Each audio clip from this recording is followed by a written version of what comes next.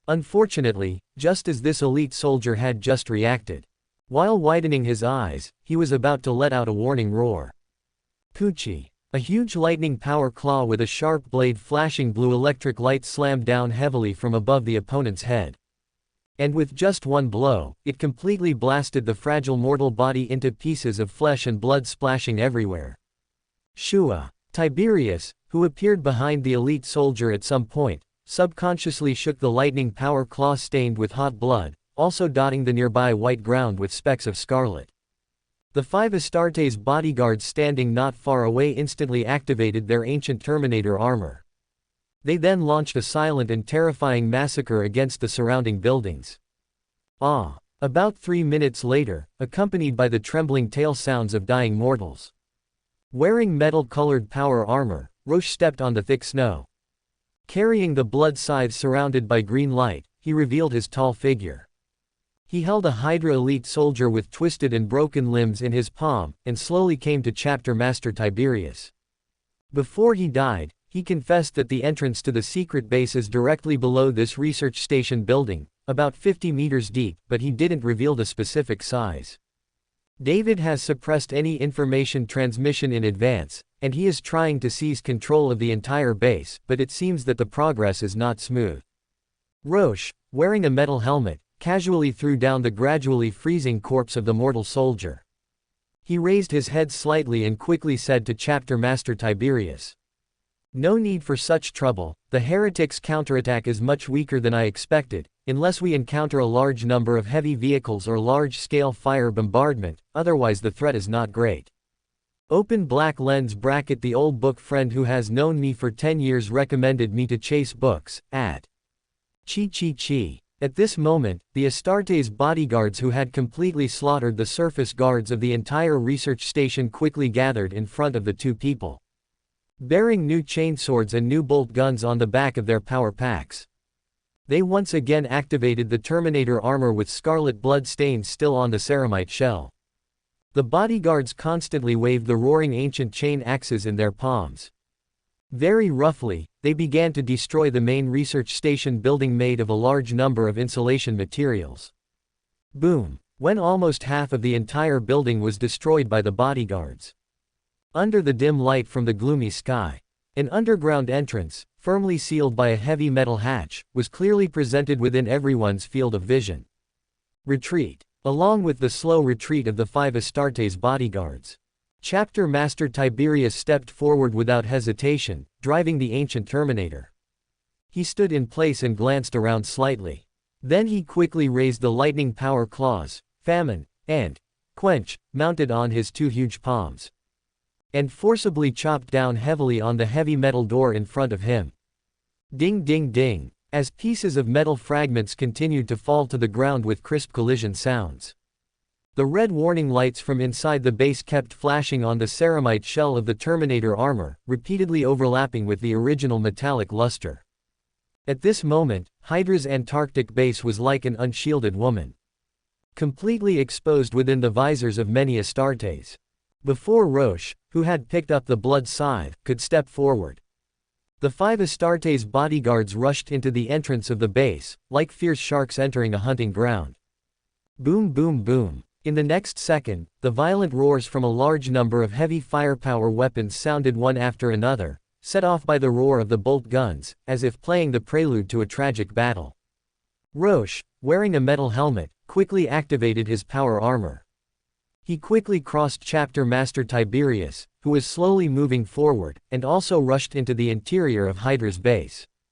Looking around, at the end of the spacious corridor, in front of a large elevator that seemed to lead to the depths of the underground, dozens of Hydra heavy armored warriors wearing heavy bulletproof equipment had temporarily built a very standard firepower defense point with heavy steel plates and ammunition empty boxes. Solid bullets fired from large caliber heavy machine guns cooperated with beams of laser light from Hydra energy rifles, constantly streaking across the air, repeatedly bombarded the Terminator armor of the Astartes bodyguards, also slightly increasing some conspicuous scratches on the ceramite shell. Boom boom boom. Rorschach, who had just entered the corridor, immediately drew the master-crafted bolter from his waist. He unhesitatingly launched a firepower burst and suppression against the Hydras hiding in the firepower defense point. And the 5 Astartes bodyguards also counterattacked unhurriedly with bolt guns in their hands. At the same time, they stood in place and took on the purpose of attracting the vast majority of firepower. Well, now they have some appearance of heretical rebels, which also makes me feel a bit familiar and cordial. At this moment, Chapter Master Tiberius, who was late, stared at the Hydra's firepower defense point through his helmet visor. He subconsciously gave a cold-toned compliment to the other party's tenacious resistance. Boom! In an instant, Chapter Master Tiberius slammed and activated the ancient Terminator armor. The 2 heavy magnetic boots also heavily stomped on the metal floor. He instantly propped open the lightning power claws on his huge palms. The whole person was like a huge locomotive that suddenly accelerated to the limit. Forcibly launched an incomparably terrifying and swift charge towards the Hydra's firepower defense point. Father Nurgle, 91,354. If one had to use a word to describe warband leader Tiberos's fighting style, then the only word that Rorschach, who couldn't help but widen his eyes, could think of was brutal. Moreover, it was a kind of brutality that could not be easily described with words. At this moment, he was vigorously driving the ancient Terminator armor. Tiberos, wielding lightning power claws in both hands, braved the barrage of a large number of physical bullets and laser beams. He forcibly charged into the interior of the Hydra's firepower defense stronghold. Every time he swung his massive lightning power claws, several Hydra heavy armored warriors who didn't even have time to dodge were completely torn into pieces of flesh and blood that flew everywhere. They didn't even utter the slightest death scream. Even though these Hydra heavy armored warriors could almost be considered the elite among mortals, neither their dynamic vision nor their reaction speed could keep up with warband leader Tiberos's violent attacks. Any struggle on their part could not delay the arrival of cruel death. Instead, it would result in the most tragic form of death. A heavy armored warrior constantly shouting, "Hail Hydra!" saw that the battle situation had entered a critical moment. He didn't hesitate to pull out several high-explosive grenades from his waist, wanting to charge towards the blind spot behind Tiberos's terrifying figure. In the next second, he was forcibly slammed by the swift-reacting opponent, his entire head smashed into his chest cavity. Even his headless body was completely engulfed by the explosive flames he had triggered.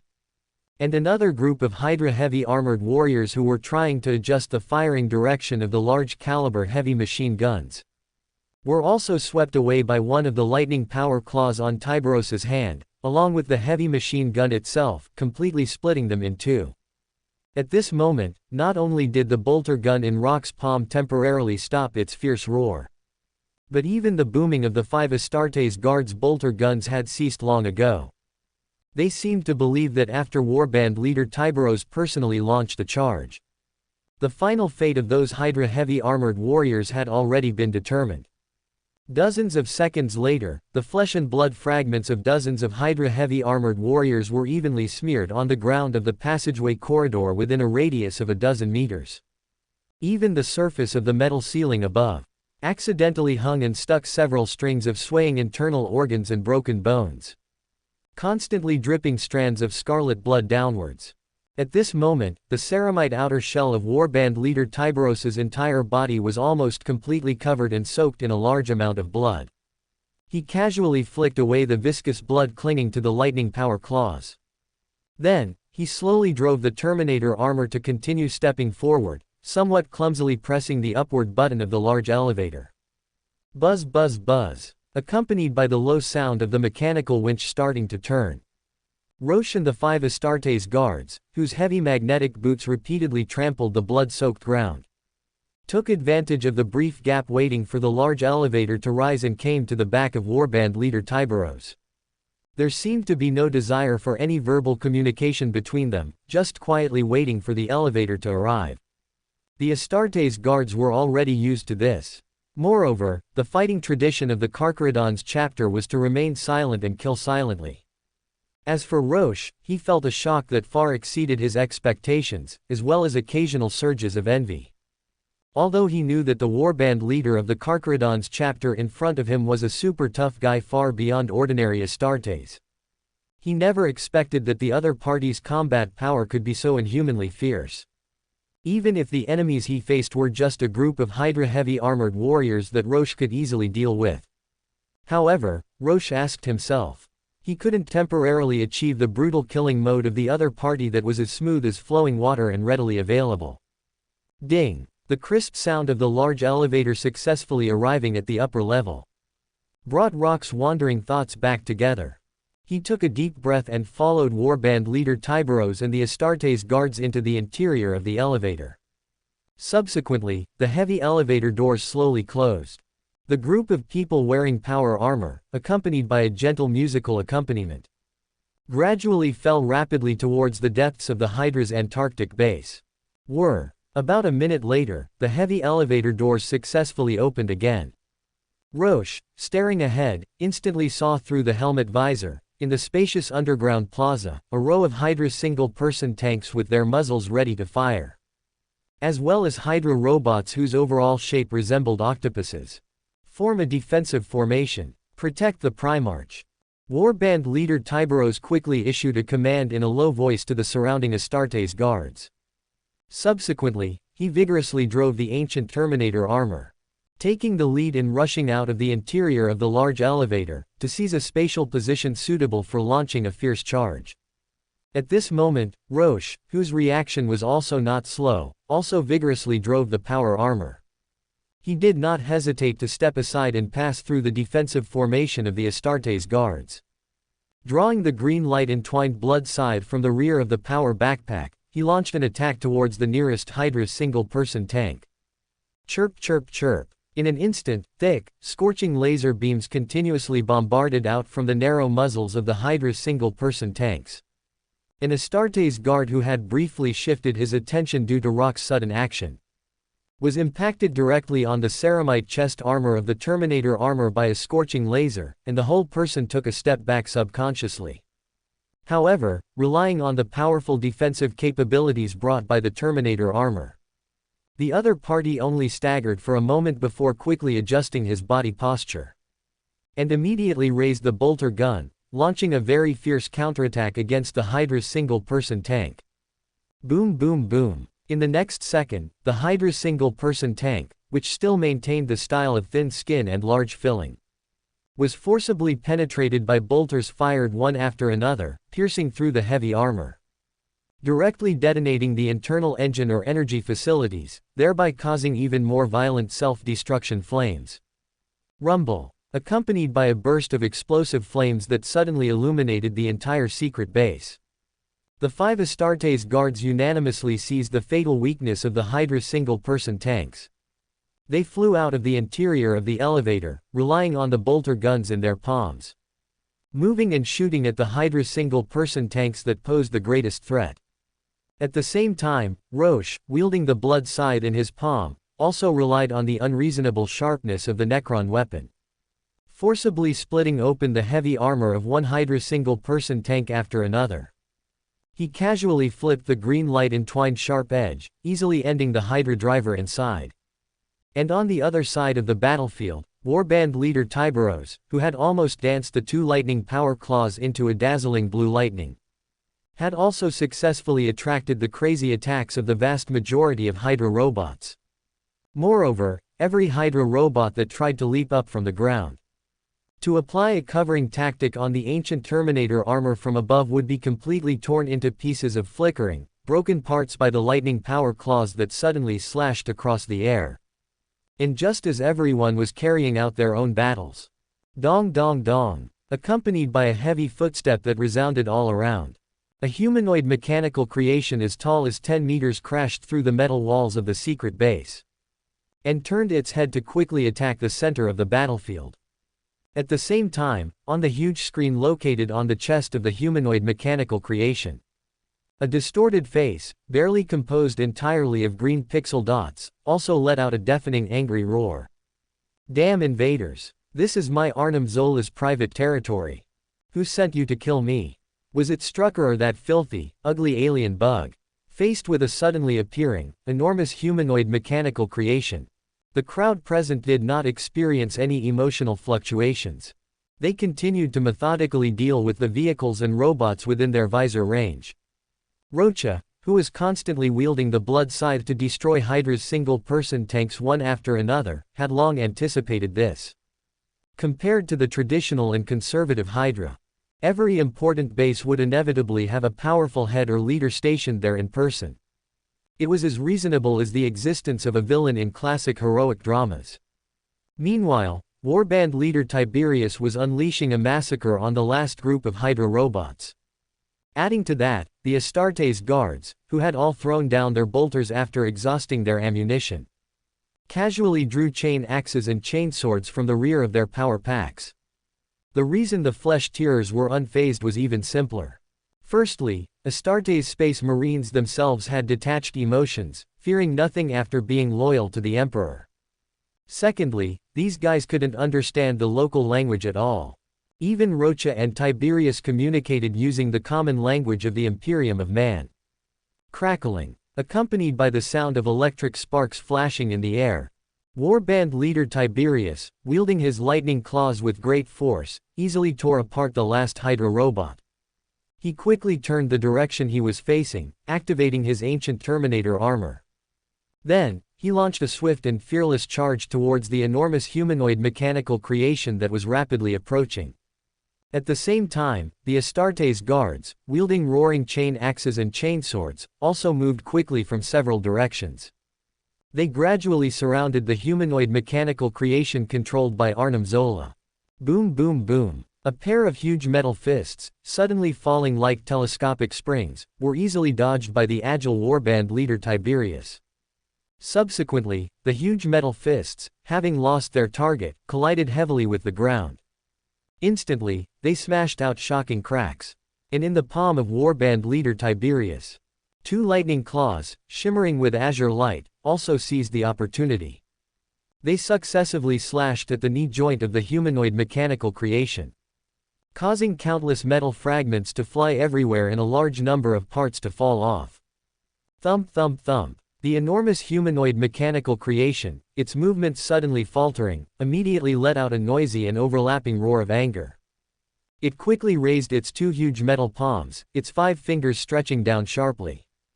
Immediately afterwards, super-caliber solid bullets kept pouring out from the launch devices at its fingertips, intensely strafing warband leader Tiberius at its feet and the Astartes guards who were surrounding it. However, the flesh-tearers, cooperating like they were hunting prey, relied on the Terminator armor's excessively amazing defensive capabilities and the Astartes' purposeful combat experience. Even if the heavy plasteel shells on their bodies were violently impacted by the super-caliber solid bullets, creating shallow dents one after another, and countless metal fragments were sent flying. But neither warband leader Tiberius nor the Astartes guards retreated in the slightest. Instead, they once again increased the offensive intensity against the lower body joints of the humanoid mechanical creation.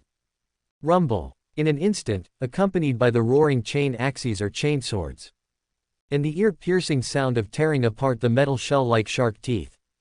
Two scarred and dilapidated mechanical legs were forcefully torn off the final metal structure by a pair of suddenly slashing lightning claws, also causing the humanoid mechanical creation, which had exhausted its ammunition and was wielding its huge metal fists again, to fall heavily backwards onto the ground. Ah, a bunch of damned vermin. Do you think you've won the battle just by destroying this mechanical body?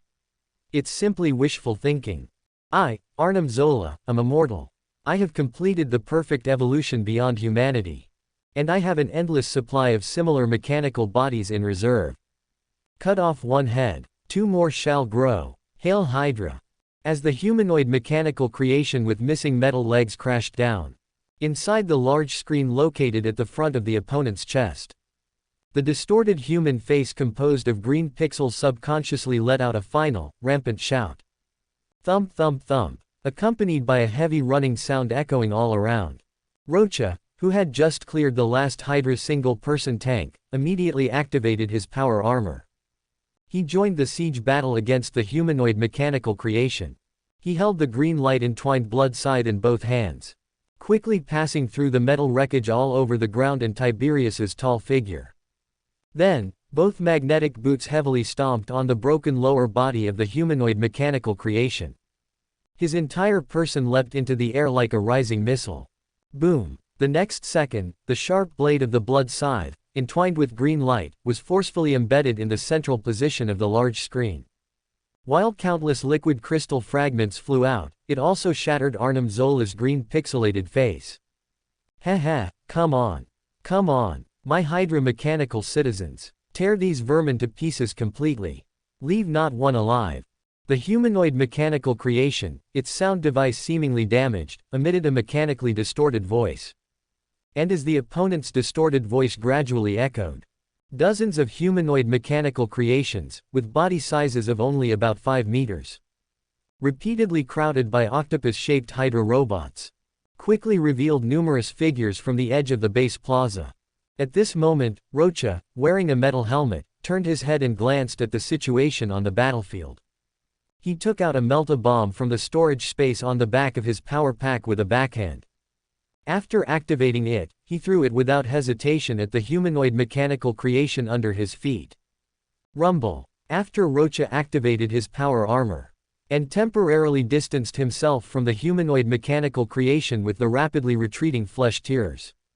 The violently erupting high-temperature melta completely melted the enormous humanoid mechanical creation into freely flowing, scalding liquid. Even the light of the explosion once again illuminated the entire interior space of the base. The next moment, warband leader Tiberius seemed to shake his metal helmet slightly. He heavily vibrated the lightning claws located on both sides of his terrifying body, instantly forming an offensive formation with him as the spearhead, together with the Astartes guards and Rorschach holding the blood scythe.